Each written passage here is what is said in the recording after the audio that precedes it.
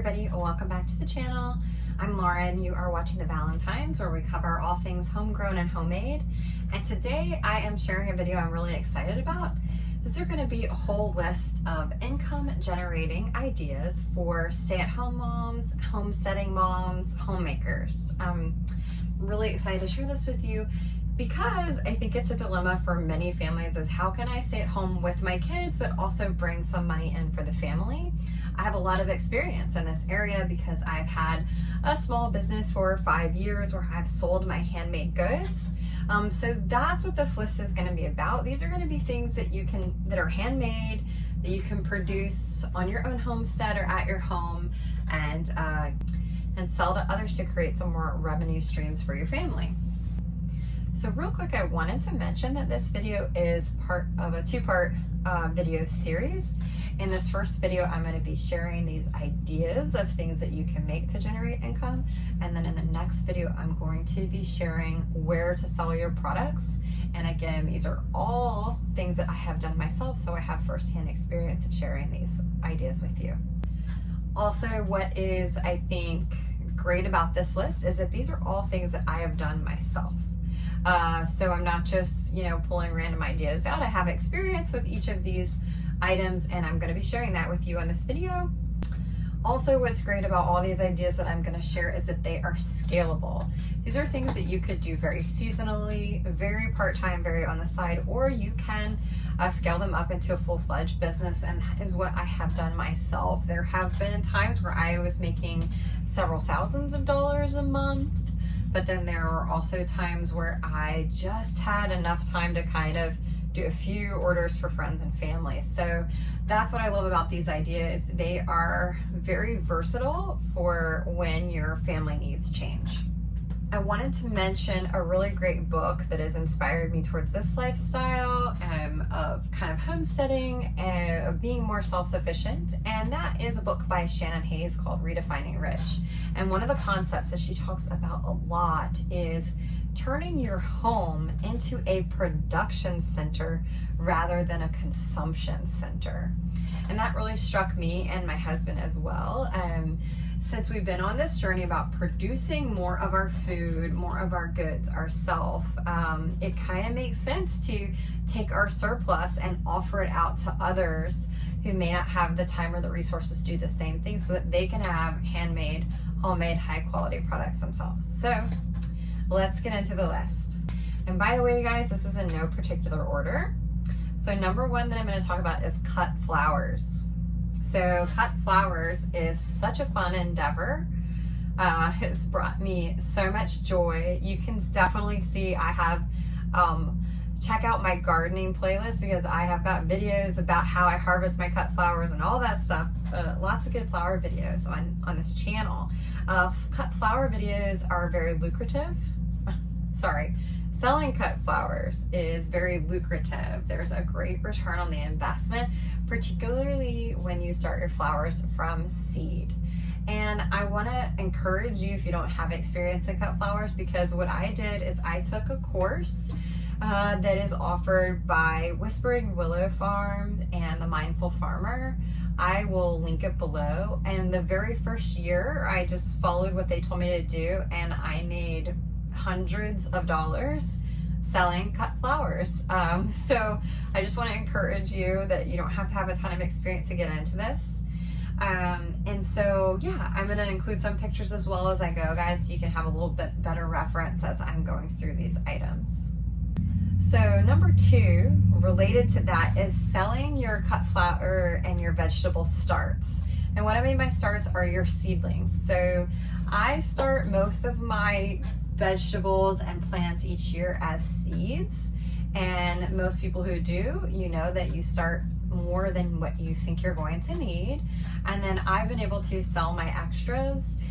This is just something that I do. I go sell at farmers markets anyway, so it's not my main product, but I'll bring them with me. I have also just posted in my community Facebook group, and people come and pick them up. So this is a really, really easy way to start getting some money back if you're going to be starting seeds for your own garden anyway. And you would be surprised. People really want these guys, particularly if you are growing some interesting and unique heirloom varieties. So number 3, and this shouldn't come to as a surprise to anyone who follows this channel, is soap. I have a apothecary business, and one of my main products now is soap. Bar soap, handmade soap. And definitely check out my soap playlist because I go through a lot of instruction in helping people learn how to get started themselves. It's a really great, I think it's a great product because it's helping people reduce toxins in their home. My handmade soap is completely natural. You're helping people have a product that you're proud to give so they can get some of those toxic, cleaning agents out of their home and have great soap to use on themselves and their family. But it's also a wonderful impulse buy and a gift. So my soap business has been, really popular. So definitely check that out. Also, number 4 is going to be teas and herbal products. I've shared some tea videos on this channel as well. Herbal teas is one of the first products that I ever got started with when I started selling in farmers markets, and they've continued to be one of my top sellers. And I want to mention here, not every tea has to be medicinal. In fact, most of mine are not. I do specialize in herbal teas, but I'm here to tell you, you can make teas that are just taste great and are beautiful. So that's just a side note, but I say that to say don't hold yourself back if you don't have herbalism training. Just make beautiful, high quality organic teas that taste great. Through looking up some recipes online and experimentation, and people will really, there's a great markup on teas for sure. Okay, the next idea, number 5, very closely related to that, is spice blends. I've had a lot of popular spice blends that I've sold over the years. My steak seasoning has always been kind of like my top number 1 seller. So if you have, some spice blends or a rub or something, think about getting it out there to people. You can start just in mason jars or small food grade bags, and I say go for it. I will include some more pictures here of my spice blends. My poultry seasoning was also really popular. I also did a lemon dill seasoning that was great on fish, but also to make dips with. So there's quite a lot. Around Christmas time, my homemade mulling spice is super popular, so always make a big batch of that as we're heading into the fall. So spice blends are great, especially if you love to cook. Okay, number 6 idea for income generation is candles. So I have made for several years now soy candles, US grown soy wax candles, with natural wicks and phthalate free fragrances, and they are amazing sellers, guys. People love candles. And I want to tell you just a quick side note. I was at a festival that I had paid a lot of money for, and I was really disappointed because I was right by 5 other candle vendors, and I couldn't believe it. Now, luckily, I had my teas and my soaps and my other apothecary items, so it wasn't a total bust. But would you believe that candles still ended up being my number 1 selling product at a 2-day festival, even though I was next to all these other people selling candles? And I think, to me, that just goes to show how popular candles really are, and they are an amazing gift and amazing impulse buy. So candles are the type of thing, I don't have any videos on this channel about making candles. I don't think. I think I had them on my other channel, but anyway, they take there is a learning curve to learn how to make candles. Things have to be melted and done at certain temperatures, etc., etc. However, it's very easy to learn, and so I would encourage you to do so. Okay, number 7 is selling your extra eggs. We have had chickens and quail in the past.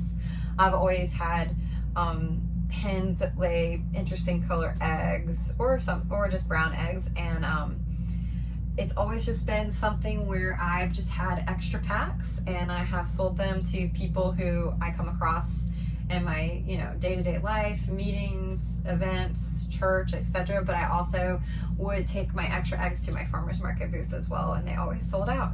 So if you have chickens anyway, consider doing that. Okay, number 8 is body products. Now I did this one separate from soap because soap is saponification. It requires lye. Some people, just don't want to get into that. But things like balms are a top selling item, guys. So I've been doing markets for 5 years, and whenever I make like my herbal balms and salves and my essential oil balms, they really do sell quite high. So I mentioned like balms and other body products are wonderful sellers. And again, it's just something else that's really scalable. Your friends and family will be more than happy to test for you, and then you can just kind of build up your business. So next up, my number 9 idea for handmade item to sell are jams and jellies. I've also sold my jams and jellies for 4 or 5 years. I specialize in herbal jams and jellies because I have apothecary, so I wanted to, incorporate the herbalism. Like some of my top selling ones are hibiscus peach. I do a mulled cranberry sauce. It's very popular around Thanksgiving. My lavender blueberry jam is very popular. And then also on this channel, you'll see I have a video about making lemon balm jelly, which I'm just still eating on. I'm loving it with my peanut butter and jelly sandwiches. But anyway, a lot of people who watch this channel are into canning are some of my top videos on this channel. And most states in the country, jams and jellies are under cottage food law, and you are allowed to sell them, provided that you have the right labeling. So check into all that, but you can get some, people will pay $6-8 for a jar of jelly or jam. So people love that. Check that out. So number 10, this is homestead bundles or farm bundles. And so what I mean by this is I had a friend who she would sell a bundle. She would include a dozen eggs, a loaf of bread, and like 4 or 5 vegetables.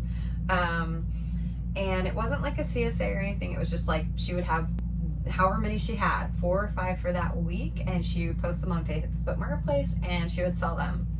So she didn't have any jams and jellies, so she got in touch with me and said, hey, can you include some jams and jellies that I can sell in my bundles? And we did that in partnership, and I think it is an awesome job. In the future, I would pursue doing bundles more because it's so scalable, and you can do it in partnership with others. So if you are the egg lady, get in touch with the bread and the honey lady, etc., because I think the great thing is if you guys are working together on a bundle, it just increases your sphere of influence, increases your marketing potential, because you're all marketing it and you're all kind of sharing your customer base because you have non-competing products. So highly recommend that, and it's fun. What a great way to make more friends. Like, it's hard to make friends as adults. I feel like we could all agree with that. So if you know an egg lady or something, you can reach out and say, hey, how would you feel about working on a bundle with me? And then maybe you guys, get to know each other better through that. Okay, and then number 11, this is my last one. Number 11 is crochet. I could add sewing in there as well, but crochet is what I mainly do. And I have traditionally, I do blankets and I do scarves and all that stuff, but to complement my business, I do washcloths for my soap. It's just a no-brainer, as well as the cotton crocheted shower loofahs, and then I have done some soap savers as well. But I see Crochet Fix do very well through my endeavors. So those are 11 handmade ideas. I hope that it gives you some ideas. Again, you don't have to go full-fledged business on it, but you could. I have a business, but it started just here and there as I had time, and then really grew from there. So remember that this is a 2-part video. This first part I have covered income generating ideas as far as products that you can produce and sell. And then my next video is going to be sales avenues, where to sell these at, how to get your products in front of people. So be sure to subscribe if you haven't, because that video is coming next week. And I really appreciate you guys watching as always. Please do subscribe. It's a free and easy way to support my work here, and I will see you guys on the next video.